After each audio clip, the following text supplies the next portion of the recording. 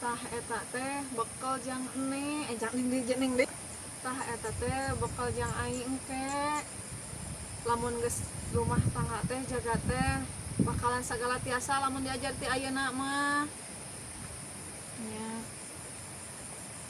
Nya mah matak mah aing ge bejebat. Nya mah matak aing ge diajar di ayeuna mah segala bisa ngurus si Ujang oge.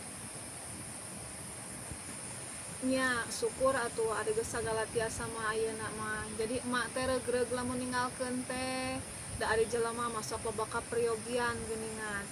Kos kamari ku emak ditinggalkeun rada lila. Dialajarkeun wae da engke oge jaga teh rumah tangga teh bakalan langsung segala tiasa engke teh. Ari Ujang salami teu aya emak osok mantuan si Bapak tara.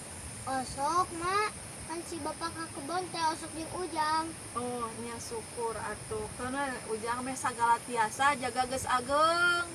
Bisi hoyong tani, bisi hoyong tiasa naon favorit aing.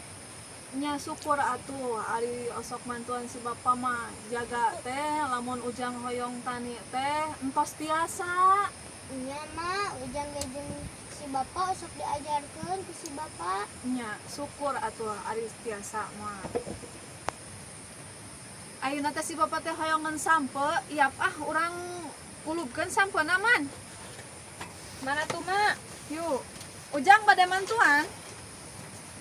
Nah, Ayo. jawabnya